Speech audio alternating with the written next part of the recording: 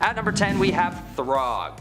This guy deserves a spot on the list, mainly for the meme, but also because it's one of the iterations of Thor that doesn't take itself too seriously. For those who don't already know, this is obviously a trick played by Loki to humiliate his brother Thor. In Thor number 365, Throg makes his first appearance when Loki decides he wants to get a laugh out of his otherwise very serious and stoic brother. But this isn't the last time we see him. In an issue of What If that plays out if the X-Men stayed on Asgard, a Thorified version of Storm faces off against Throg for the glory of Asgard, which is pretty bonkers. I mean, you know how what ifs can be, right? It's definitely a bizarre moment that's probably meant for a laugh more than anything else. But believe it or not, this still isn't the last time Throg makes an appearance. We see him yet again in Lockjaw and the Pet Avengers #1 in 2009 alongside other animal versions of the Avengers. I guess readers just couldn't get enough of the little guy. He must have been rated pretty well because he just keeps coming back.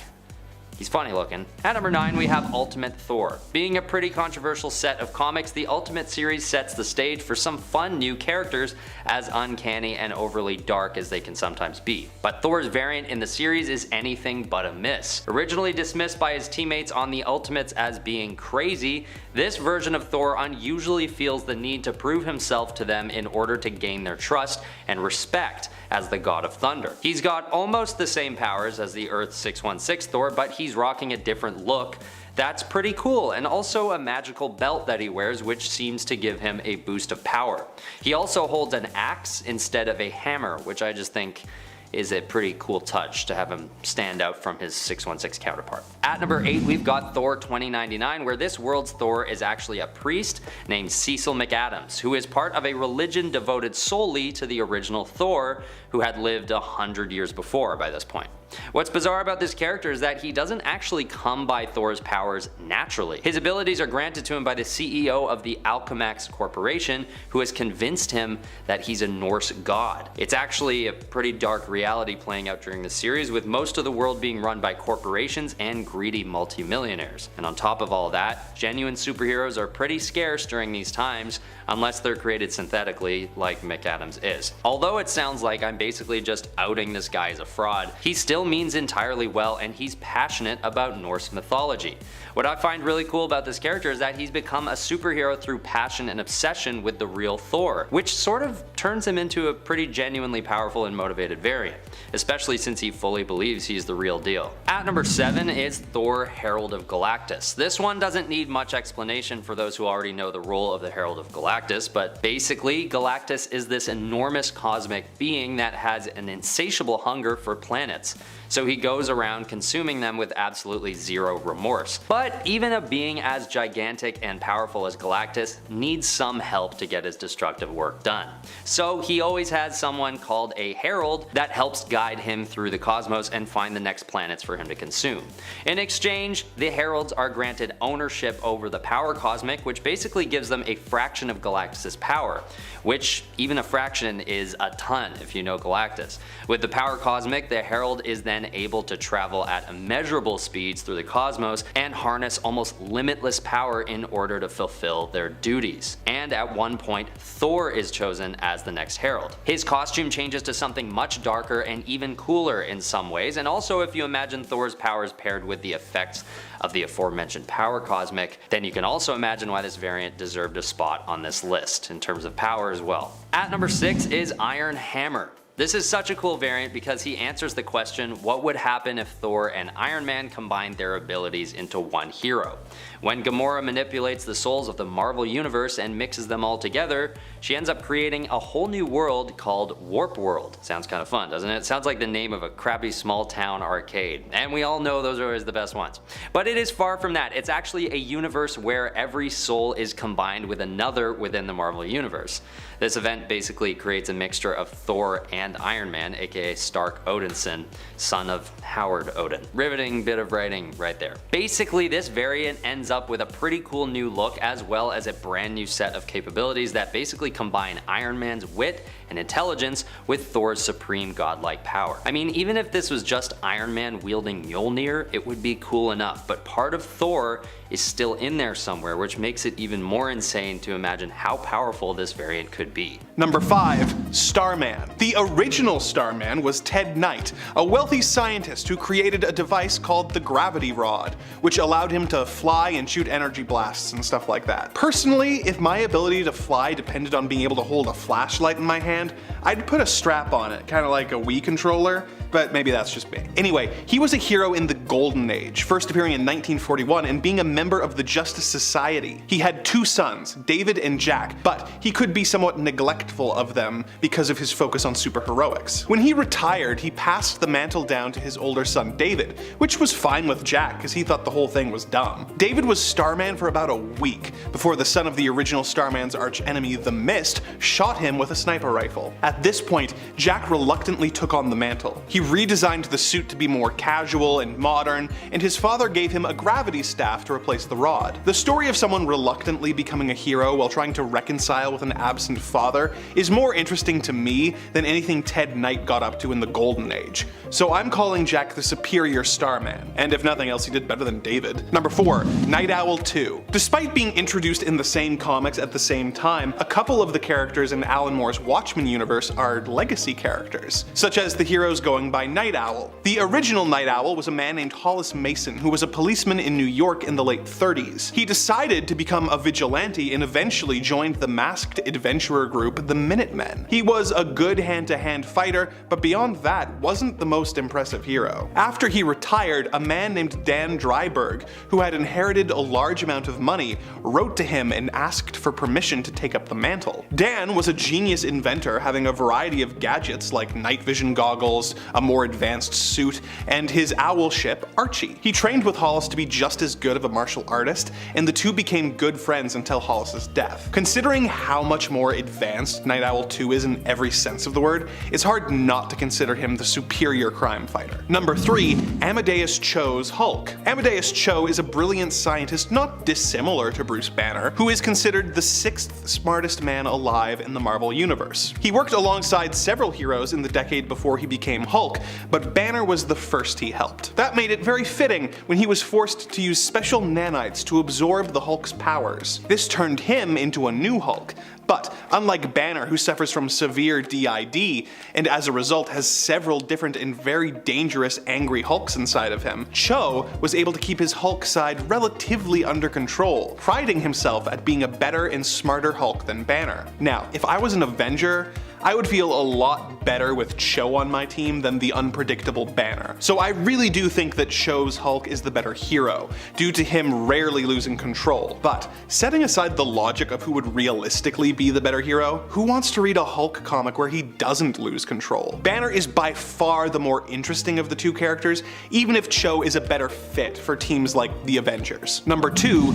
Tim Drake's Robin. Several people have taken on the mantle of Robin the Boy Wonder over the years, with the original being Dick Grayson. Dick operated as Robin for decades in the comics before he was finally allowed to grow up. In story, he and Batman grew apart and were having a lot of personality conflicts, so Robin quit and eventually became Nightwing. He was replaced by Jason Todd, who was a street kid Batman caught stealing the tires off the Batmobile. Jason became Robin but was never as skilled as Dick, and had a tendency to be overly aggressive and to clash with the Dark Knight, frequently disobeying orders and eventually being killed by the Joker. After this, a kid named Tim Drake realized that Batman in his grief was becoming more and more violent and reckless, and decided that Batman needed a Robin to help temper his aggression. Tim became Robin and took to the role flawlessly. Now that Tim has been replaced by Damian Wayne and has become his own hero, you could make the argument that he is not as skilled a solo hero as Dick's Nightwing or Jason's Red Hood,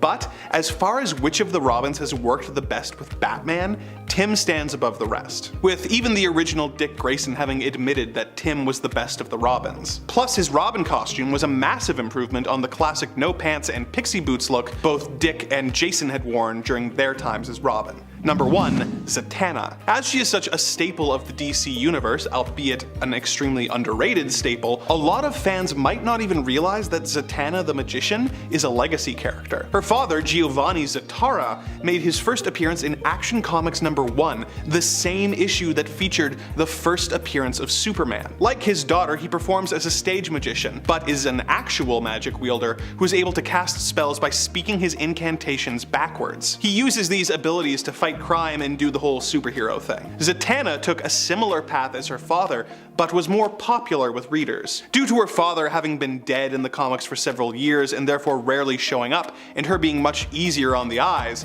not many people seek out her father's adventures, instead choosing to focus on his progeny, one of the most popular legacy characters in comics. Number 10. Jessica Drew. Jessica Drew is very different from her 616 counterpart. Now, while I personally prefer the 616 Jessica Drew as she is one of my favorite Spider people of all time, I can understand why others might find the ultimate version of the character more intriguing. This version of Jessica Drew is not her own person.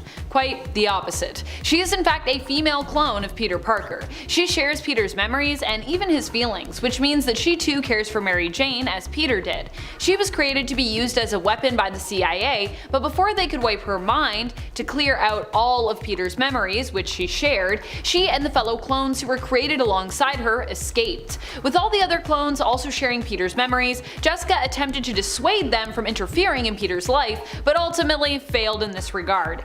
In the end, she would team up with Spider-Man to help him try and find Mary Jane, who it turned out had been kidnapped by Kane, another of Peter's clones, whose ultimate self was also known as the imperfect or flawed clone, just as he is in 616. Number 9. Carol Danvers. Alas, this Carol Danvers doesn't have powers, like her 616 counterpart Captain Marvel, formerly known as Miss Marvel, does, but that doesn't make Carol any less awesome here. In fact, some would likely believe that the character actually might be improved without her cosmic abilities and her Kree heritage. This Carol Danvers is a high-ranking S.H.I.E.L.D. agent who would actually go on to become a replacement to the director of S.H.I.E.L.D., Nick Fury. To me, she embodies a lot of the military and tactical elements of Carol and possibly highlights those even more. Although sadly, she's not a pilot like Carol is on Earth 616. Carol would go on to lead the new Ultimates, and after her time with S.H.I.E.L.D. would actually become the chief of staff for the president, initially serving President Howard and afterwards greatly helping Steve Rogers, aka Captain America, when he became president thereafter. And friends, before we move on to the next spot, if you are loving our content here on Top 10 Nerd on YouTube, be sure to check us out over on Facebook, where we have lots of other content coming your way, and we're also gonna have some lots of cool different stuff, so be sure to check it out. Number 8. Galactus. While Galactus is an iconic antagonist on Earth 616, the unique take on the often supervillain and supremely powerful cosmic being was a refreshing one. Here, Galactus was still a global threat, but as opposed to being a giant cosmically powered man who can sometimes, let's be honest, be reasoned with and defeated that way, this version of the villain was a group of deadly drones that were less easily reasoned with. After coming to the reality of Earth 616, this group of drones, which once threatened the Earth of the Ultimate Universe, threatened instead the whole universe of Earth 1610 when they met and merged with the Galactus of the main continuity. Galactus of Earth 616 decided to make the Galactus his heralds, resulting in a deadly combination. Number 7. The Liberators. The Liberators are basically a more politically inspired version of the Masters of Evil, a more serious take on that villainous group. They're made up from heroes of various international rival nations who basically seek to destroy the Ultimates because they feel the US has an unfair advantage and needs to be put in their place. The crazy part is that a lot of their beef feels pretty justified and serves to expose some of the flaws in American nationalism throughout the story involving them, despite those like Captain America and the Ultimates being the heroes of that story, while the Liberators are still technically very much the villains. Number 6. Green Goblin. While not everyone is as big a fan of this version of Green Goblin, I for one am a pretty big fan. In the Ultimate Universe, Norman Osborn more literally mutated into a Green Goblin, a giant hulking green figure who is seemingly unstoppable and even suggested to be immortal. Not only that, but this version of Osborn was directly tied to Spider-Man, as it was his own formula that granted Peter his spider-like powers and abilities.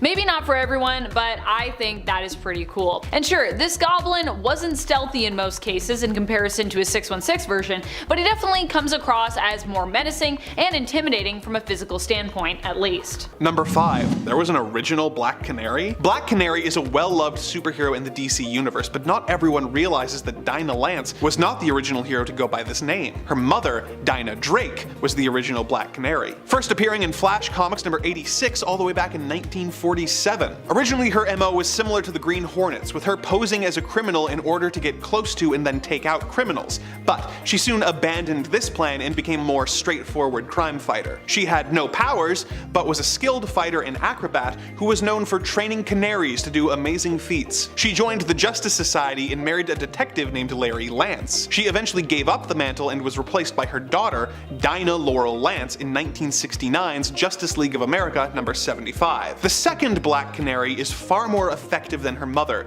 being one of the greatest martial artists on the planet, according to official canon, being evenly matched with Batman. She has a keen tactical mind, and although she doesn't train birds, she possesses the metahuman gene, which gives her her signature ability, the Canary Cry, a devastating sonic attack capable of damaging objects and hurting her enemies. Number 4. Johnny Storm's Human Torch is fantastic. The original Human Torch was a humanoid android designed by a scientist to be a perfect imitation of humanity. Due to a bizarre design flaw, whenever the android was exposed to air, he would burst into an extremely hot flame. The android achieved sentience and went on a run through the city, burning everything he touched and being unable to control his fire. He eventually learned how to control himself and became one of the most popular Marvel crime fighters of the Golden Age. He was retired as a character not long after the end of the Golden Age, and his name and power set were reused for Johnny Storm when the Fantastic Four stories began being published at the beginning of the Silver Age. He was eventually brought back, but it is fair to say that he is the more obscure version of the character,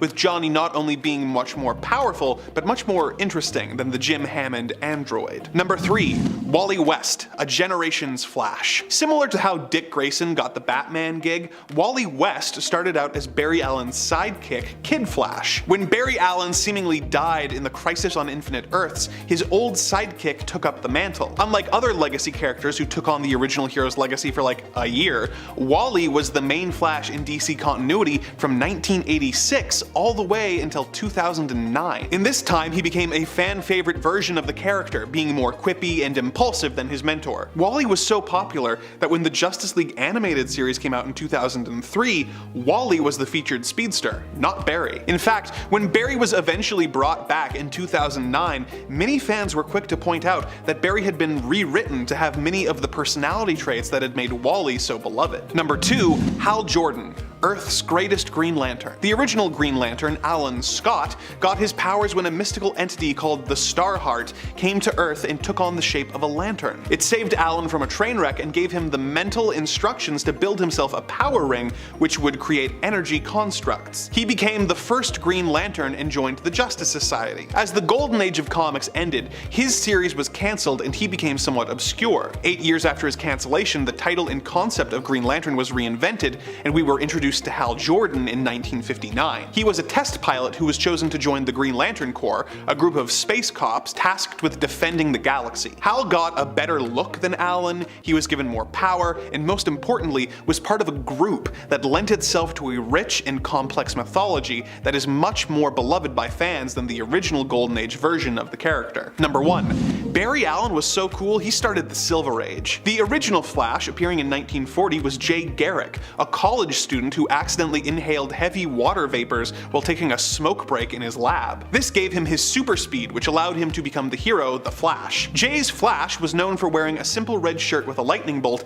and a kettle helmet with golden wings on the sides. When Flash was reinvented in the late 50s, his new identity was Barry Allen, a crime lab scientist who was hit by lightning and doused with chemicals and became able to tap into the Speed Force. Barry was given a much more iconic costume and series of rogues to fight, and his introduction is often referred to as the start of the Silver Age of comics. In an odd move, it was revealed that in Barry's universe, the adventures of Jay Garrick were comic books that Barry read as a child, inspiring him to call himself Flash. In the iconic Flash of Two Worlds story, it was revealed that Jay actually lived in a different world in the multiverse. The comics were a result of the writer being psychically influenced by the multiverse. This was later retconned and Jay became the Flash of the World War II era rather than a semi-fictional fictional figure. But most of what we love about the Flash was introduced not by Jay's time as the Scarlet Speedster, but Barry's.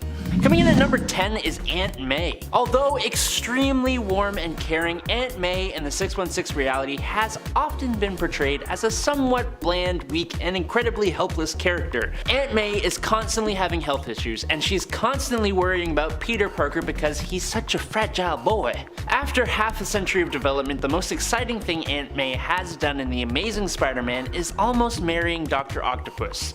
She's sweet, but I think we can do better. No offense. In the Ultimate Universe, Aunt May gets an overhaul. She's quicker, wittier, and a stronger character overall. When she finally figures out that Peter Parker is Spider-Man, she handles it like anyone would, with disappointment and anger that her closest family member didn't trust her enough to tell her.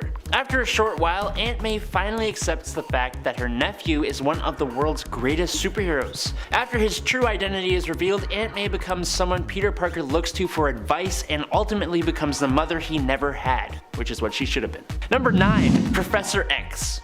Professor X in the Ultimate Universe is the most powerful telepath on Earth, possessing vast psionic abilities and was known as one of the most powerful mutants ever. His mutation abilities give him telepathy, astral projection, and this version experiences some telekinetic skills as well, which is different from the 616 version. But honestly, he's here because he is just a little bit morally corrupt. He does things here in the name of the greater good that his 616 self wouldn't dare. There is an obvious example when we look at what happened with Iceman. Bobby was dating a girl at the time when he was inducted into the X-Men. Now this girl had the potential to convince Bobby to leave the X-Men, and Professor X did not like that. He used his powers to erase the memory of Bobby's girlfriend from his mind, just to keep Iceman on the team. He does things like this on the regular, and they often come back to bite him in the butt, which adds a layer to his character and storytelling which I personally find fun to explore. Number 8. Thor. This one may be purely based on the costume over everything else. It was an incredibly power-evoking style change that still called back to the original while trimming the unnecessary extras. But the other interesting thing that this version of Thor brings is a whole question over whether he is in fact a god or not. His full name in the Ultimate Universe is Thorleif Gullman, and he suffered a nervous breakdown before his 30th birthday and began having delusions of Asgard. He was drafted to a project at the Dome that was trying to recreate the super soldier serum that created Captain America, but instead they went the biomechanical route and created a harness that provided the wearer with the abilities of flight, super strength, and limited invulnerability. Now Thorleif Gullman, selected as the test subject, was fitted with the suit, but during the testing process he started ranting about how he now believed he was actually the Norse god of thunder, like actually. For most of the Ultimate series it was on the fence until the very end when it was finally confirmed that he was in fact the real Thor, marooned to Midgard with amnesia thanks to Loki's schemes. It's an interesting take on the character and I think it's kinda cool. I like it. Number 7. Rogue.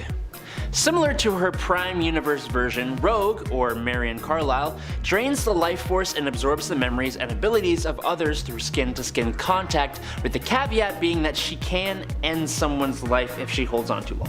In the Ultimate Universe, Rogue actually gets picked up by the Weapon X program and is trained to use her abilities as an assassin. In the Prime Universe, it turns out using her powers on a mutant to the point of ending their life will actually permanently transfer these powers over to Rogue.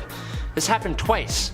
First time was with Gambit. She drained his life force when he was already near the end after a fight with the mutant Juggernaut, and she gained his kinetic energy manipulation abilities plus sometimes his accent. The second time she did this, she drained the powers of Juggernaut himself when he was near death, gaining his abilities permanently, giving her the strength to throw cars, the durability to withstand demolishing buildings, super speed, and limitless stamina. Seeing Rogue wielding both Gambit's and Juggernaut's powers is strange, and yet very awesome. Number 6. Nightcrawler. Much like Rogue, the Ultimate Universe Kurt Wagner was kidnapped from Germany by Weapon X and brutally trained as one of their agents. But none of the brutal mistreatment dampened his spirits. He still remained true to his faith and even stopped Storm from killing the Weapon X commander. He was decidedly more serious than his main universe counterpart, and while some may not like that, I think it works here. I don't know. He struggled with his obvious physical differences, which made him lonely to the point of kidnapping Dazzler to manipulate her into falling in love with him. that part's not so great. But he did overcome his homophobia to be able to accept Colossus, which wins him a whole bunch of points. Also, his costume and overall look was just way better in my opinion, I don't know.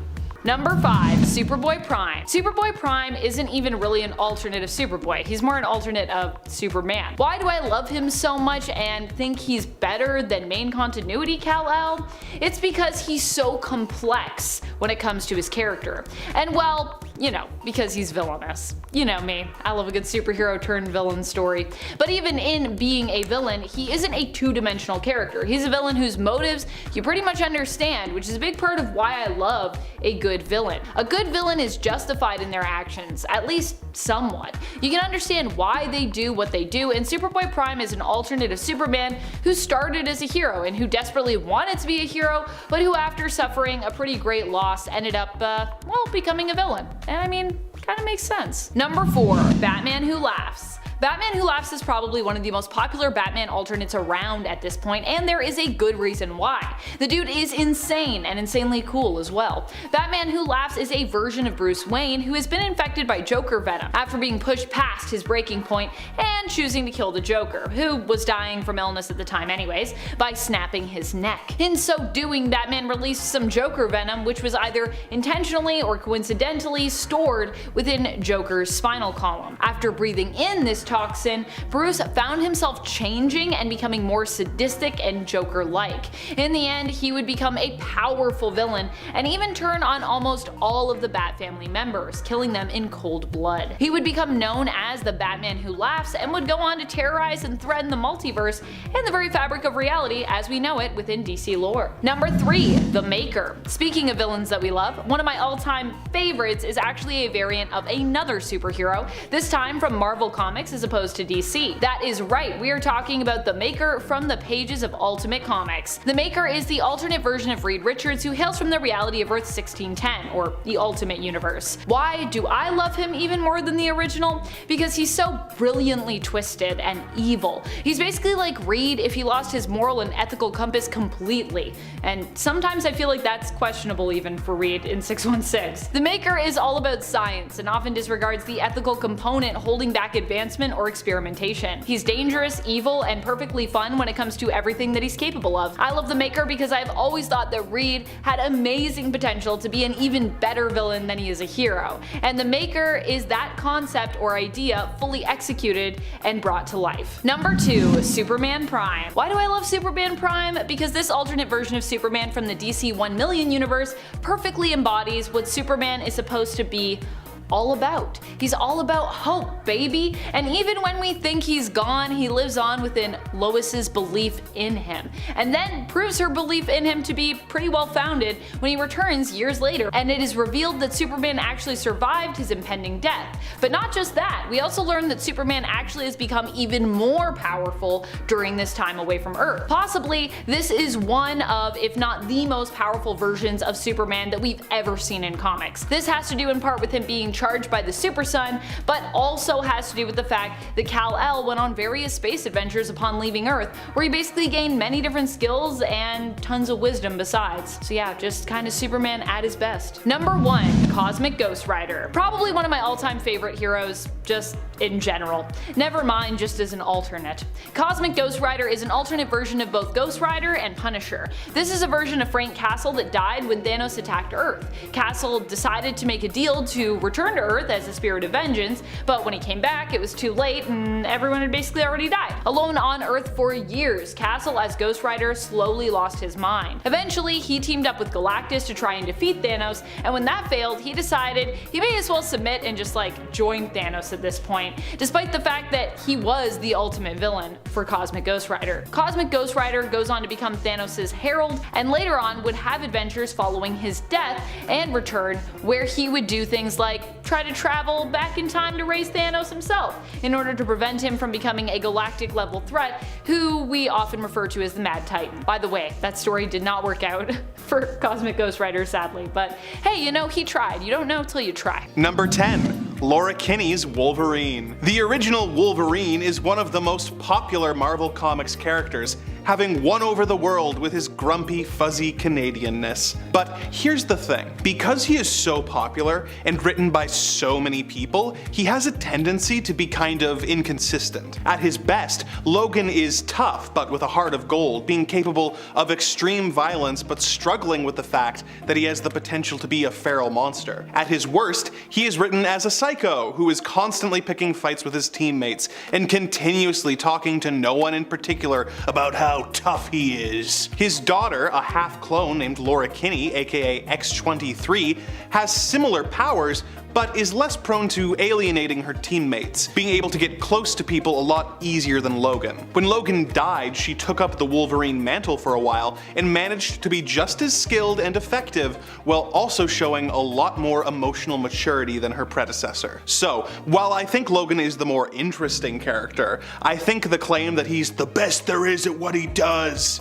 is up for debate. Oh, and for what it's worth, when the characters first met and fought, Laura outfought and outsmarted Logan by plugging his wounds with mud so that they couldn't heal over and he would bleed out. Number 9. Connor Kent's Superboy. In 1949, the Superboy series began being published, telling the stories of a young Clark Kent and how he fought crime as Superboy before eventually growing up to be Superman. It detailed his life growing up in Smallville, fighting villains, and teaming up with the time-traveling Legion of Superheroes and Crypto the Superdog. It was a fun, campy series, but other than the character's age, there wasn't really much difference between his Superboy adventures and his Superman ones at the time. A couple continuity shakeups later, we were introduced to a new Superboy, Connor Kent. When Superman was killed by the villain Doomsday, Project Cadmus created a clone of him using a combination of Superman and Lex Luthor's DNA. Connor had slightly different powers and a teenage snark that really set him apart from the Man of Steel. And watching him navigate his complicated lineage,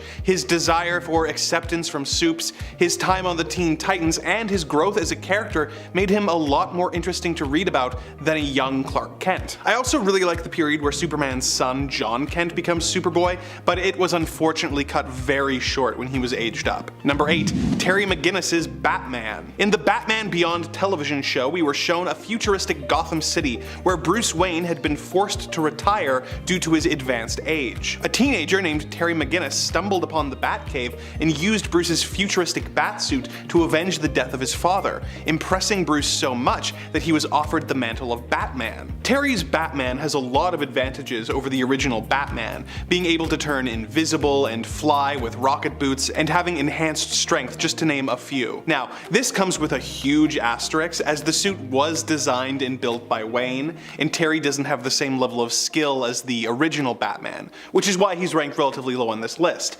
But the point that I'm trying to make is that Terry's Batman has better tech in every conceivable way than every version of Bruce Wayne at his peak. Also, credit to Terry, he was able to get under the Joker's skin in a way that Bruce never would have thought to in the Return of the Joker film. Number 7. Scott Lang's Ant-Man. People have a tendency to complain about the fact that the Ant-Man movies chose to focus on Scott Lang's time as Ant-Man rather than Hank Pym's, which I don't really get if I'm being honest. Don't get me wrong, Pym is a great character and is responsible for the creation of the tech that allows Ant-Man to shrink and grow and control ants. All that fun stuff. He first suited up as Ant-Man in 1962's Tales to Astonish number 35, but he gave up the persona and became Giant Man barely a year later in Tales to Astonish number 49. He's bounced between identities a lot, having mostly alternated between Giant Man and Yellow Jacket, but to my knowledge, he never became Ant-Man again. On the other hand, Scott Lang has been suiting up as Ant-Man since 1979, and in his time in the costume has fought and defeated villains like Kang the Conqueror and Doctor Doom. He has way more quality stories than Pym does just by virtue of having stuck with the identity longer. You could absolutely debate whether or not Hank Pym is a better superhero than Scott, but if you're talking about who the better Ant-Man is, it's hard not to pick Scott. Number 6.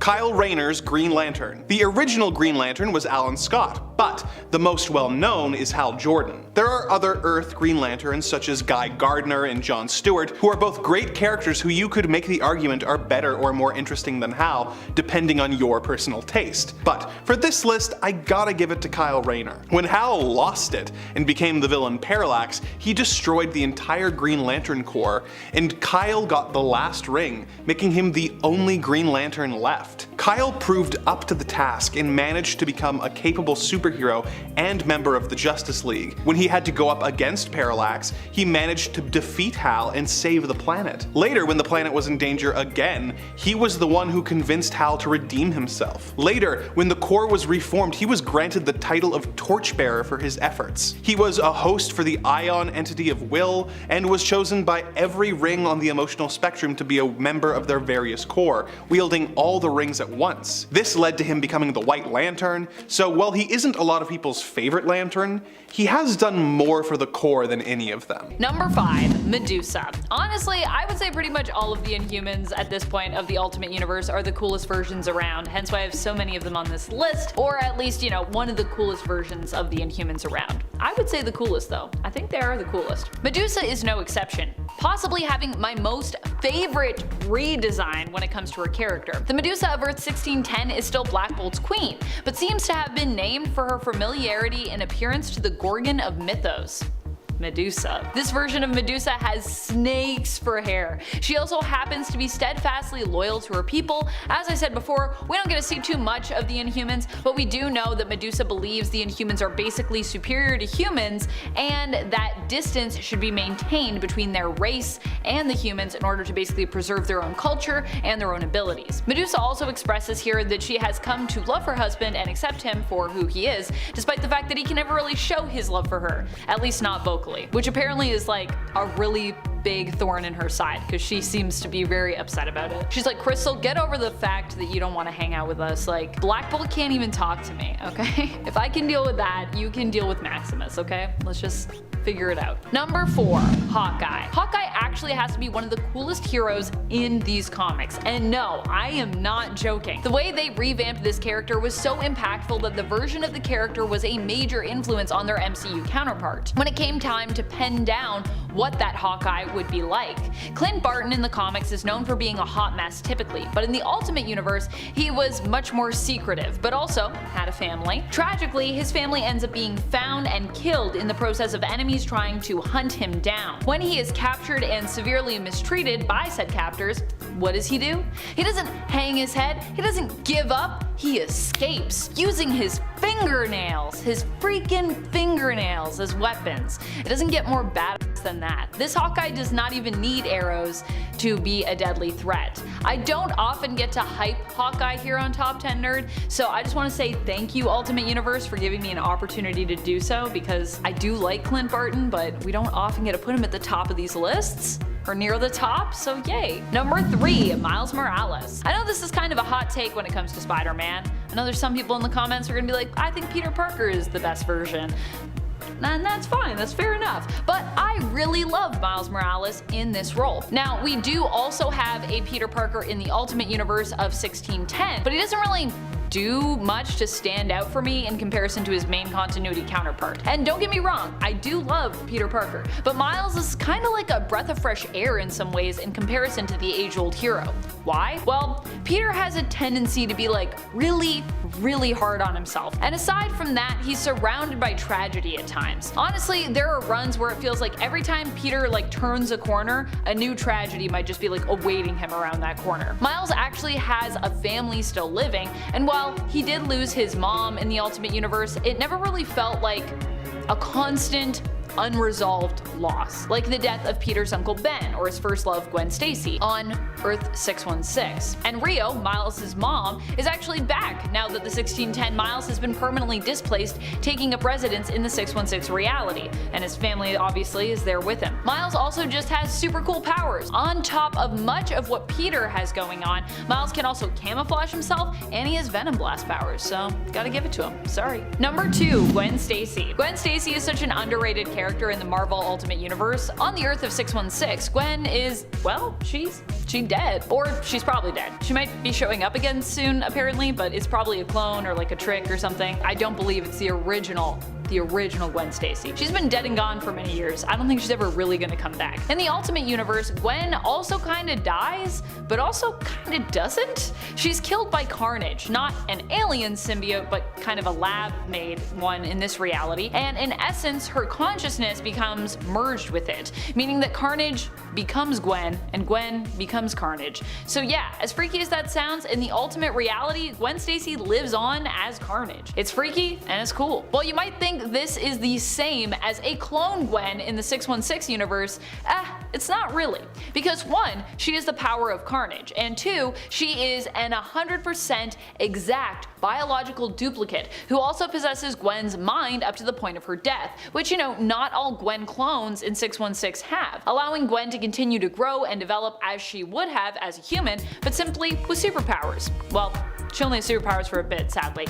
She has them until Eddie Brock's Venom assimilates Carnage, leaving her devoid of the symbiote and her powers going forward. I kinda wish she had stayed as Carnage, but it's fine.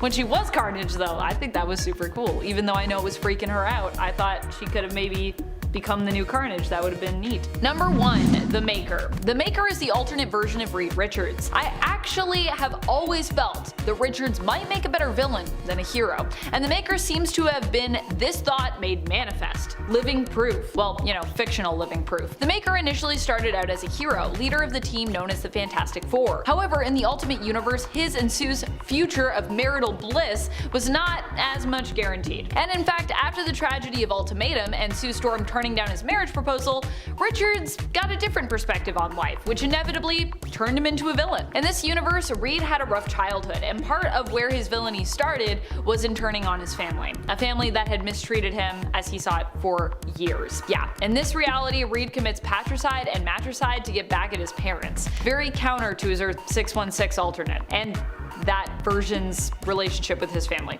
which much better than this one. Number 10, Ironheart. Better than Iron Man. Okay, hear me out on this one. Riri Williams is a teenage superhero genius who was able to reverse engineer an Iron Man suit by looking at Tony Stark's suit. Tony was impressed with her work and drafted her to fight alongside him in the second Marvel Civil War against Captain Marvel's forces. By the end of the war, Tony was in a coma and Riri was made Ironheart, Iron Man's successor. She used an AI of Tony to help her with the learning curve, but eventually replaced him with an AI of her own design. In her time as a superhero, she has managed to defeat a variety of supervillains and has shown herself to be close to, if not equal, to Tony Stark in raw intelligence. But why is she better? Well, it honestly has less to do with her and more to do with Tony. The original Iron Man has made a series of blunders over the years, such as forming the Illuminati, which led to an angry Hulk taking over New York. He was directly involved in starting not one but 2 civil wars, one of which resulted in the Avengers being disbanded and unable to prevent the Skrull invasion. He was in charge of S.H.I.E.L.D. but screwed up so hard that Norman Osborn was put in charge of national security,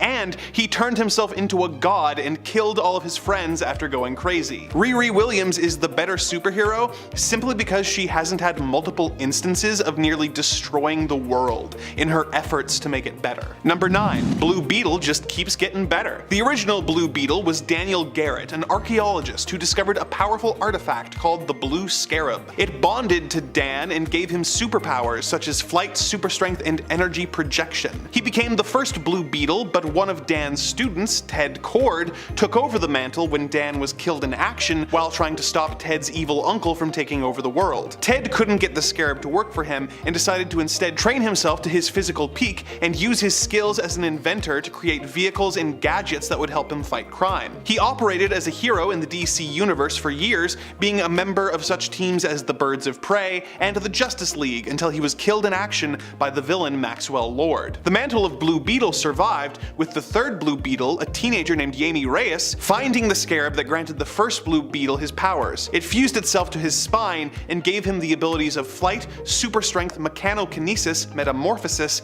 as well as access to sound, energy, and fire manipulation weapons. Not only is he the coolest looking of the 3 Beetles, he is by far the most powerful, and he only gets more powerful powerful as Yami gets more experience as a hero. Number 8. The new Superman does what the original can't. The son of Lois Lane and Clark Kent, Jonathan Samuel Kent has been a superhero since an early age, becoming Superboy when he was 10 years old. After an incident involving a black hole, he was imprisoned by the villain Ultraman for several years before he escaped and returned to Earth. Although it had been years for him, it had only been a few weeks on Earth. The now 17-year-old was tasked by his father with protecting Earth while he went away to deal with an extraterrestrial threat, and John became the new Superman. Although one might assume that as someone who is half human and half Kryptonian, he would be weaker than a full Kryptonian, tests that were run on him before his birth by Batman revealed that his unique physiology would actually be an advantage, giving him the potential to be even more powerful than the original Man of Steel. Another way that he has more power than Kal-El is his ability to become involved in Earth's issues. As the original Superman explained to his son in Superman, Son of Kal-El #2, the reason he had refrained from involving himself more in many of Earth's issues and conflicts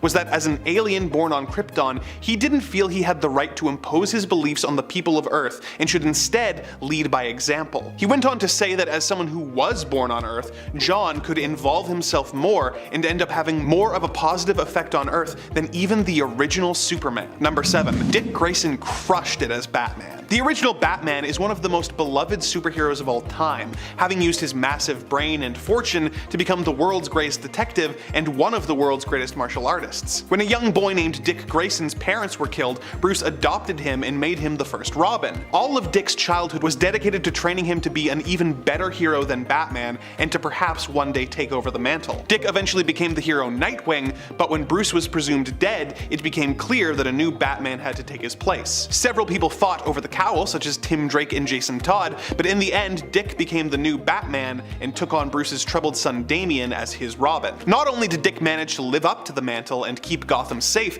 in some ways he was actually a better Batman than Bruce. He had a healthier relationship with the GCPD, where they were more comfortable around him and willing to work with him. He was able to take Damian under his wing in a way that Bruce struggled to match, and he was more open to collaboration with other heroes and members of the Bat family, something Bruce constantly struggles to do, resulting in him causing issues for everyone. When Bruce returned, he was so impressed with Dick's work that he asked him to stay on as Batman to protect Gotham while he worked on establishing Batman Inc. Although he has since gone back to being Nightwing, it's no wonder Batman considers Dick Grayson his greatest accomplishment. Number 6. Captain Marvel. More powerful than the original? Mar-Vell was a member of the alien race known as the Kree, who came to Earth and took on the identity of Dr. Walter Lawson, a scientist working at Cape Canaveral, Florida. There, he met Carol Danvers, who he developed a relationship with. He became the hero Captain Marvel, and she became Miss Marvel. The two acted as superheroes for years until Mar-Vell died of lung cancer in 1982. In the time after his death, a few different characters have taken on the Captain Marvel identity, such as his son, Genis Vell, and Monica Rambeau. But in 2012, Carol Danvers took on the mantle and became the new and current Captain Marvel. An element that she does better than the original Captain is her ability to work with others. While Mar-Vell would occasionally work with other heroes, he was never made an Avenger until he was posthumously granted the honor. Carol, on the other hand, has been a member of several different teams over the years, such as the Avengers, S.H.I.E.L.D., the Guardians of the Galaxy, and the Alpha Flight space program. She is also a frequent ally of the X-Men. She is a much more involved hero, and as a result has had a much bigger impact on Marvel continuity than the original Captain Marvel. Number 5. Kitty Pryde.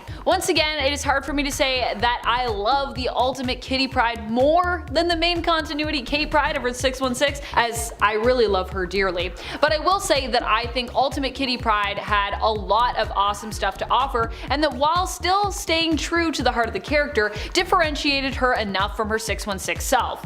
And I really appreciate that, especially as a Pryde fan. Kitty in the Ultimate Universe was known for being headstrong and strong-willed. Despite her mom getting a promise from Professor X that Kitty, if enrolled in his school, would not go out on any X missions, Kitty was stubborn and snuck aboard the Blackbird to do so anyways. She would prove herself to be a formidable leader who many mutants looked up to over the years, and for a time would also be a close friend and even romantic partner of Spider-Man. The two would date and fight crime together. It was pretty cute.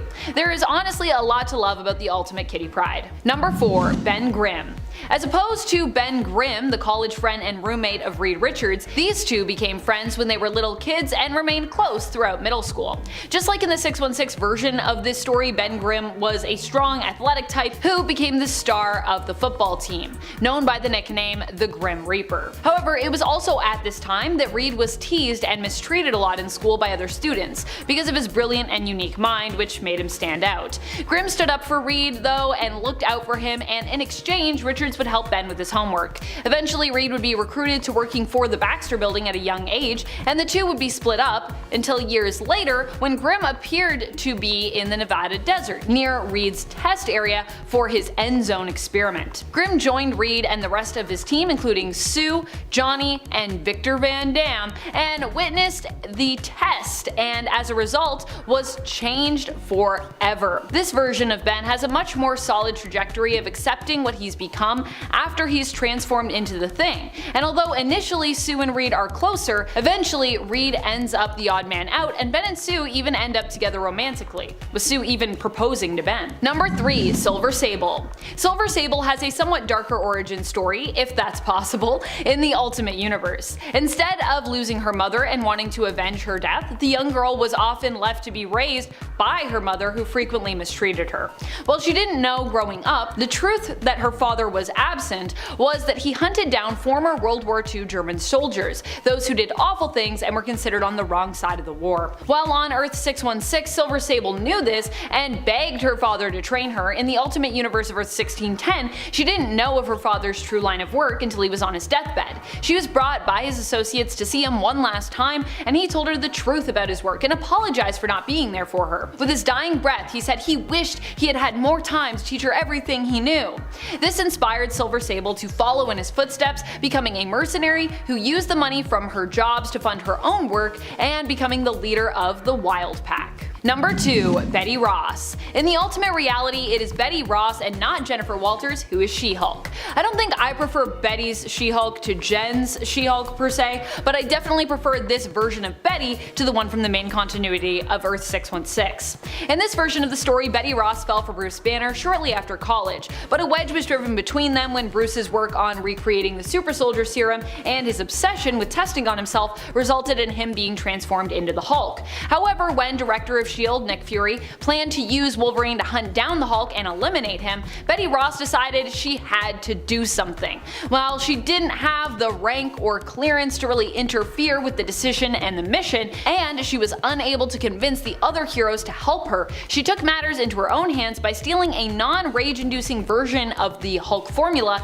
made by Jennifer Walters. Betty took this formula herself in pursuit of the Hulk and Wolverine and was transformed into the She-Hulk. Number 1. Colossus. As with many other characters on our list, Colossus of the Ultimate Universe had a much more tragic upbringing than his 616 counterpart. On Earth 616, Colossus grew up on a collective farm in Russia, spending much of his spare time painting when not working on the farm, a talent he showed great affinity for. However, in the 1610 version of the character's origin, Colossus's Pyotr Rasputin fought in the Cold War, where the secret that he was a mutant was revealed to Anatol Spichkin. Spichkin promised Pyotr work should he ever need, and agreed to keep his secret. In this reality, Colossus's skin turns to steel, but it doesn't really come with super strength, so to work for Anatol he would take a drug known as Banshee to grant himself super strength to go along with his skin's durability. This Colossus is also gay, but spends most of his life in the closet in regards to this. When his father first found out, he was ashamed of Pyotr, and as such Pyotr has struggled most of his life, worried about the secret of his sexual orientation being revealed.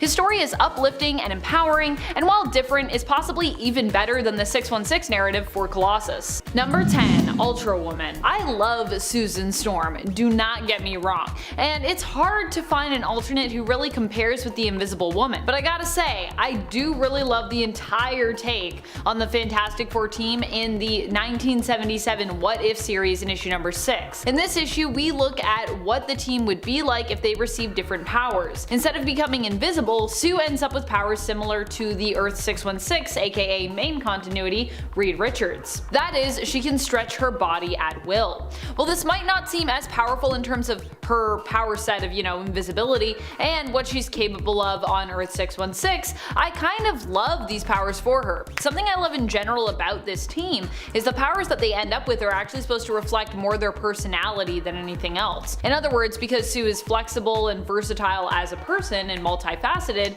she ends up with these stretching and shapeshifting powers, which to me kind of makes a lot of sense. No one ends up invisible either on this team. And while I think Sue from Earth 616 is OP when it comes to her invisibility powers and everything she can do with them, I do think the Elastie abilities also suit her pretty well. Number 9. Alexander Luthor.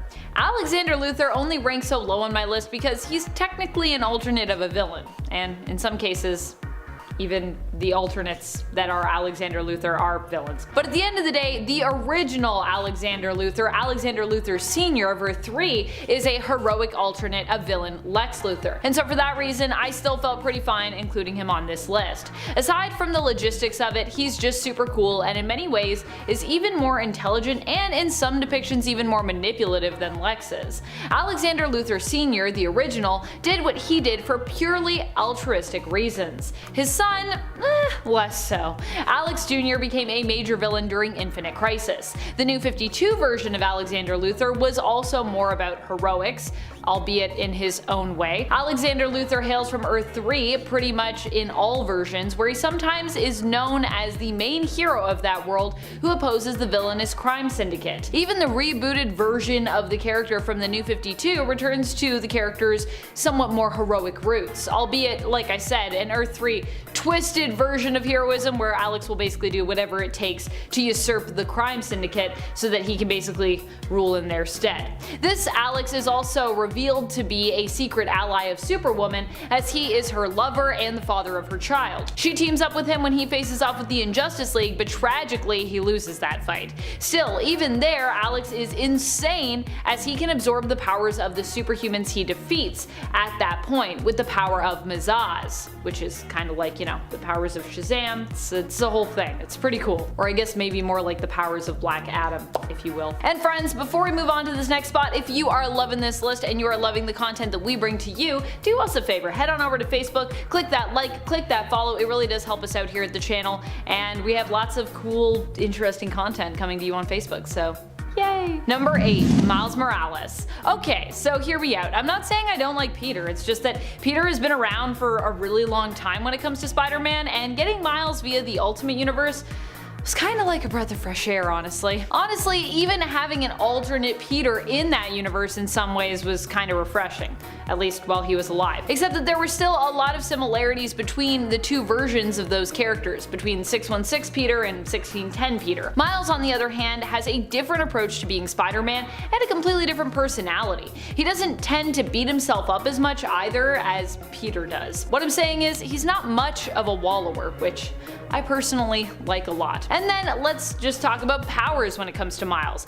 Miles has a lot of cool ones that Peter on Earth 616 doesn't have, which is also part of the reason why he's one of my favorite Spider-Men, period. In addition to his standard web-slinging, wall-crawling, proportional strength of a spider abilities, Miles also has camouflage powers and his powerful Venom Blast ability. Number 7. Allfather Thor. One of my favorite alternate versions of Thor would have to be Allfather Thor. This is because Allfather Thor basically stands to represent kind of like the end of Thor's journey, which is something we rarely get to see in comics, even when it comes to alternate realities. Allfather Thor represents what the end of Thor's story would be like, even beyond the life of humanity and Earth, which also gets explored. Also, let's talk about powerhouses. Everyone loves an alternate that could kick the OG version's butt, and when it comes to Allfather Thor, that is also true, even while missing an eye and an arm, by the way. Number 6. Death Metal Wonder Woman. Death Metal Wonder Woman might seem like she's part of the main continuity, and in terms of story, she kinda is, but in reality, she actually came out of a sort of reset or reality warp, if you will, of the multiverse. This all came about during Dark Knight's Death Metal. You see, initially at the beginning of that event, the heroes lost. However, they were promised if they would agree to basically like not cause trouble and just be chill, that they wouldn't be wiped from existence, but instead would be reshaped and given a place in this new world. Wonder Woman herself gets a really cool look and her Chainsaw of Truth, which uses the Lasso of Truth as a ripcord. So cool. Not only is Death Metal Wonder Woman a badass throughout this event, but she also looks the part too. And of course, even though she's allied with Batman Who Laughs at the beginning, she's like, haha, I'm definitely not gonna do that because I'm definitely gonna wanna change the universe back to how it was with the other heroes. Woo! Number 5. Captain America. Time to get controversial. Alright, look, many people hate that the Ultimate Universe turned Captain America into a nationalist, someone who would cheat, and someone who could criticize France. That's not what 616 Captain America would do, it's true, but this ain't 616, this is 1610, and here, things are a little bit more realistic. Sorry. The guy who runs around with the stars and stripes being a bit of a jerk from time to time? Hardly the worst offense in this world. The writers may have cleverly tried to embed the mindset of a common white man of his era and time, and I think they achieved that, even if fans hated it. This version of Captain America, while also being a bit of a jerk, is actually superhuman, as opposed to being just a peak level human being, which has him perform some pretty awesome feats. This power boost mixed with the fact that he is very willing to cheat and bend the rules to get the job done, he is a powerful character and should be as feared as he is respected. Maybe he isn't better in terms of morals or being a great guy, but he's what a real Cap would probably be like in my cynical brain, and in terms of sheer strength and power, I think he most definitely is better. Number 4, Mr. Sinister. Look, his Ultimate Universe version may not have the wow factor that his 616 self might, but in the Ultimate X-Men arc, the Tempest, the sorta goofy looking Victorian geneticist in a Liberace collar, Mr. Sinister, is reimagined as a schizophrenic street thug with a white tank top, weird tattoos, and a hat. And he's gunning down mutants to please his Lord Apocalypse, who isn't actually real and is actually an effigy Sinister has constructed out of trash. 4 issues of the X-Men chasing down a delusional mutant murderer were some of the best from the X-Men extended run in the Ultimate Universe, in my opinion. Number 3, Magneto. The Ultimate Universe Magneto moves backwards away from the anti-hero crafted by Chris Claremont and back towards a return to the genocidal, aspiring dictator originally written by Stan Lee and Jack Kirby. And I'd say that he gets there quite successfully. In the first volume of Ultimate X-Men, Magneto attacks Washington DC with reprogrammed Sentinels, massacring civilians while having President George W. Bush stripped to nothingness groveling at his feet. He is utterly insane and completely terrifying, which could be seen as a negative by fans of his anti-hero persona, or, if you're like me, it's a giant win for a villain to be truly hateable and terrifying.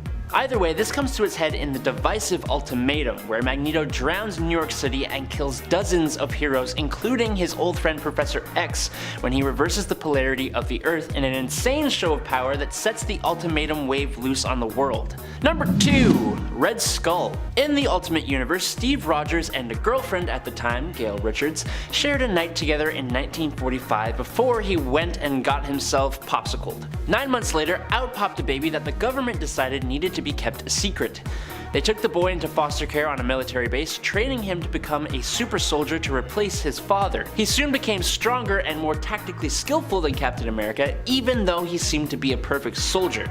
Rogers' son had been carefully planning his escape. Fast forward to 1963 when he was finally at the age of 17.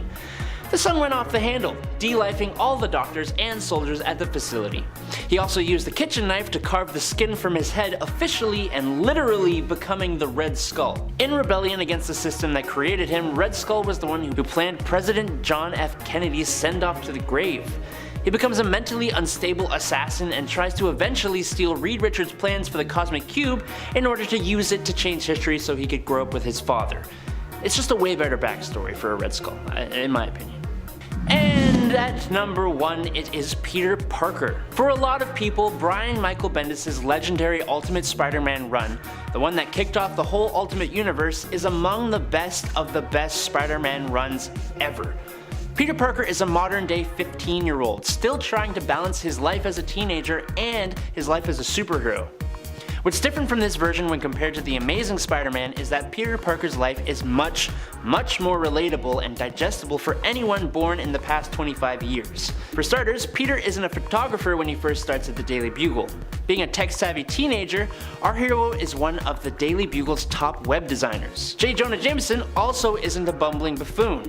He's a battle-tested, competent newspaper editor that's well aware of how to handle his staff. Spider-Man's interactions with other heroes are a bit more grounded in Ultimate Spider-Man, as well as his love life being much more entertaining and realistic. Whether it's Kitty Pryde or Mary Jane Watson, Peter Parker's love life never has a dull moment. Even Spider-Man's physical appearance makes more sense.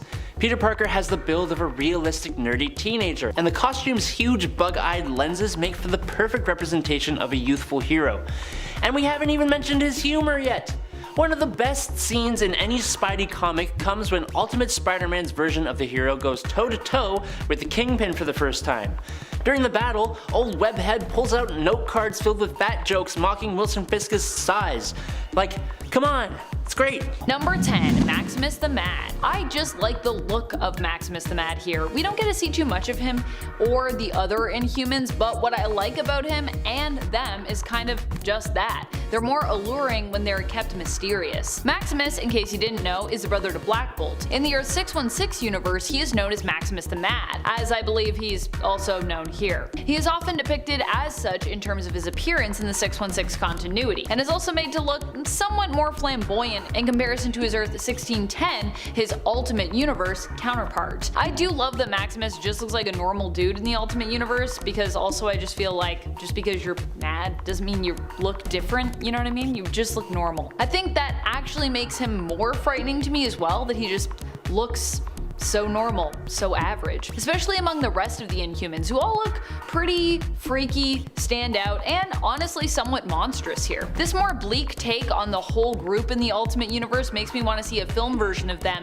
that was more of like a supernatural horror. Especially considering they consider Attilan to actually be like a heaven here, yet it's so dark. I believe based on this depiction, there could be promise in something like a supernatural horror film version of them. Number 9, Gregory Stark. Sorry Arno, move over, Gregory is here. I like Arno Stark, okay, but Gregory was a pretty cool villain to have, and he wasn't the secret brother of Iron Man either.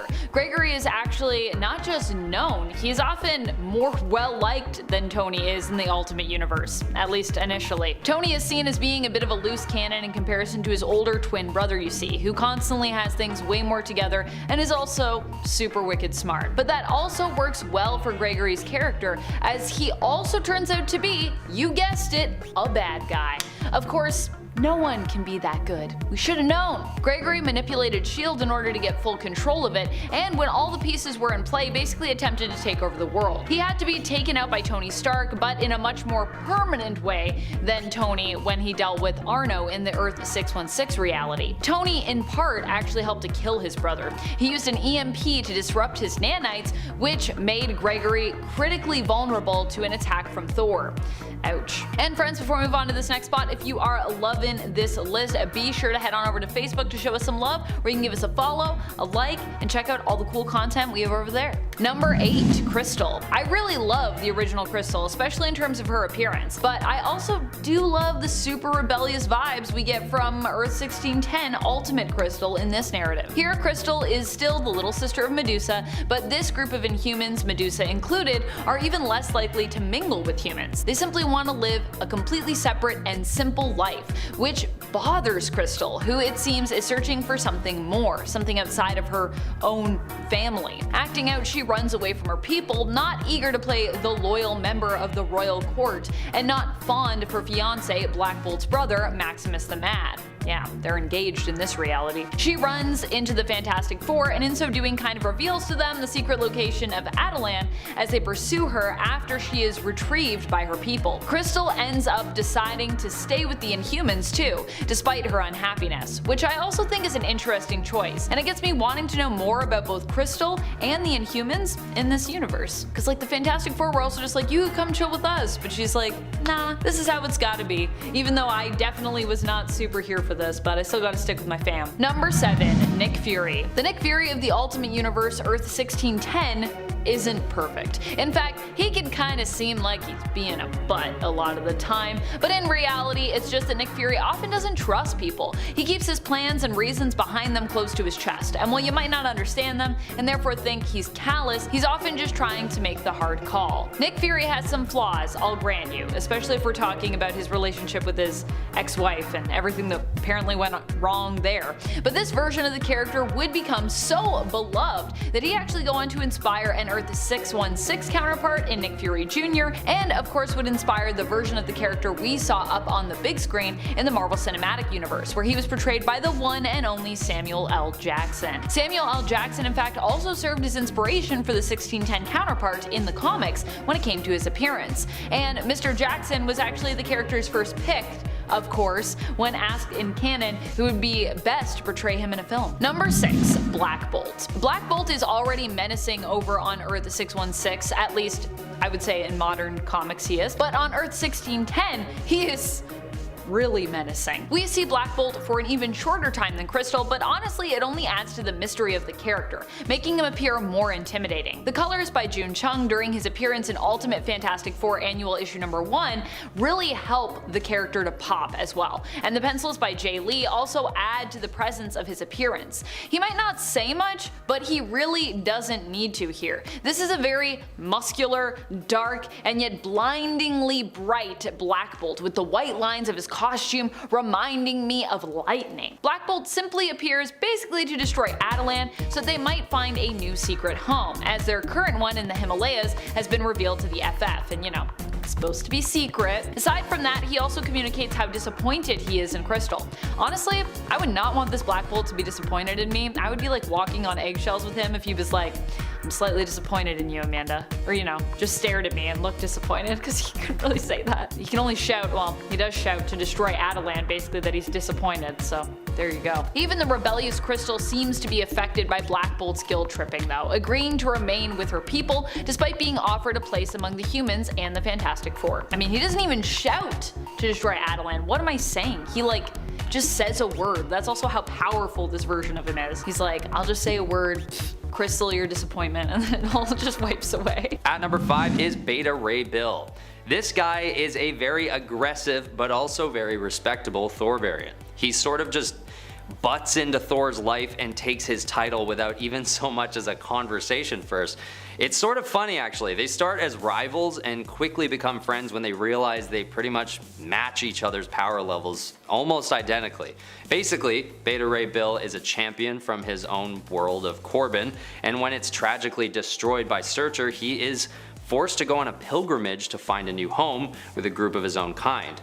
And guess where they end up? They end up in the Milky Way. But as he's entering Thor's airspace, Thor decides it's kind of his duty to go and check in on the caravan with no intention to do any harm, just to check. But Thor's motivations are totally misunderstood by Beta Ray Bill, and he decides to launch a counterattack, thinking Thor is approaching aggressively. They both fight and the battle ends with actually a victory for Beta Ray Bill, who then promptly picks up Thor's hammer without issue. This comes as an absolute shock to Thor and everyone else because this has otherwise been an extremely uncommon occurrence up to this point. Thankfully for Thor, Odin rules that instead of offering Mjolnir to Beta Ray Bill, he would instead craft a whole new weapon for the Corbinite called Stormbreaker. After all this is settled, Beta Ray Bill actually ends up becoming a friend of Thor's and even steps in for the God of Thunder when he's out of town or out of commission. At number 4, we have Old King Thor. This version of the God of Thunder is basically an older, futuristic version of the 616 counterpart we're used to. Hailing from Earth 14412, this version of Thor is the All-Father and ruler of Asgard as we currently know Odin to be. His look is pretty intimidating, having a more advanced and seemingly fortified armor as well as only one eye. The eye is missing because similarly to his father, Odin, he too gave his eye in exchange for all the knowledge in the 9 realms. On top of all that, Old King Thor seems to have refined and perfected all of his abilities, meaning that it could be pretty easily argued that this version of Thor is in fact better than the original. In terms of power levels at least. And I think it's also always helpful for a hero to have more wisdom as well, which we can all safely say Old King Thor has in droves. I mean, just look at him. Although to be fair to Thor 616, it's sort of known that Old King Thor is just an older version of 616 Thor, even though he's from Earth 14412. Now, I'm not sure if Thor developed some ability to travel to other realities, but Old King Thor has suggested a few times before that if 616 Thor were to die, he would too. So there may not be any comparison since they're kind of the same dude, just one is a lot older and arguably more badass looking. At number 3 is Jane Foster. This version of Thor has one of the most intriguing backstories on the list. Jane Foster is just an average mortal from Earth 616 who basically discovers that she's capable of lifting Mjolnir. The way this happens is that Jane gets a job as a nurse and befriends Thor, who is in his human form, resembling a rather frail doctor named Donald Blake, but eventually he reveals his true identity to Jane as well as confessing his love for her. She then becomes the first mortal that has ever been brought to Asgard, but when she's endowed with Asgardian powers, she becomes overwhelmed by the responsibilities, and so Odin deems her not ready for the task, sending her back to Earth and wiping her memory. But once again, years down the line, she reunites with Donald Blake, aka Thor, and they fall in love once again, but only after a pretty rocky reunion. She's then tragically diagnosed with cancer, the illness that killed her mother when she was only 9 years old. And fast forwarding a bit, Thor is battling on Earth's moon when he realizes that he has lost his ability to wield Mjolnir, and when the hammer begins to call to Jane, she soon learns that she is meant to become the new Thor. The hammer seeks her out telepathically and she travels to find it on the moon. When she successfully lifts it, she transforms into a powerful goddess. Well, she transforms into Thor, and her health immediately increases as well as her physical appearance. She then goes on to be a really powerful and impressive version of Thor and even sacrifices herself at one point for Asgard, but is revived by Odin for her heroism. This is just such a cool and satisfying story of a Thor finding her way, starting as a mortal and becoming one of the most powerful gods in the cosmos. And despite all the bad hands dealt to her by life too. At number 2 we've got Thor-El, which you can maybe guess is basically a combination of Superman and Thor. One interesting thing about this guy off the bat is that he's blue. This is because when the two characters merge, Superman is in his blue energy form, and this merge that I mentioned is referring to the Ultimate Access crossover from the 90s. During this series, Marvel and DC laid down their feud to give fans a really interesting look into a world where Marvel and DC characters have both merged. And what a great combination to see merged into one, Superman and Thor. This is almost an unfair marriage of abilities, which makes probably one of the most powerful Thors on this list, actually arguably the most powerful, that is, if the number 1 spot on the list wasn't a thing. I know his accolades might not be the most extensive given the extremely short run of the character. In fact, he only really exists for about half an issue, but I really don't think the character should be written off due to his brevity. This list is about the value of a character in relation to the original Thor we're used to, and just adding Superman to an already powerful and extremely impressive hero, there's no question that this one has a leg up on Thor 616. At number 1, we've got Old Phoenix King Thor, or King Phoenix God of Fire. And if you're already pretty sure what this variant is all about, you're probably right, because the name is pretty self-explanatory. He's Old King Thor, having been overtaken by the Phoenix Force. In 2018's Thor Volume 5 Issue 6, Thor is facing off against Dr. Doom in a distant future, when he also encounters a Phoenix-possessed Wolverine, who is basically a walking, flaming adamantium skeleton at that point. And only when Wolverine reaches to grab Thor's hammer does he basically explode and disappear and pass on the Phoenix Force to Mjolnir, which just leaves Old King Thor and Dr. Doom to face off. But this isn't any ordinary Dr. Doom, it's a Dr. Doom endowed with the powers of the Iron Fist, Starbrand, Doctor Strange, and Ghost Rider all in one. And with the prosperity of Earth on the line, Old King Thor knows that he has to act fast not to end up overpowered by his supercharged Dr. Doom variant. So he makes the bold move of grabbing the hammer and allowing himself to be overtaken by Phoenix Force. With Old King Thor being one of the most powerful versions on the list, this variant instantly becomes hands down the most powerful we've ever seen.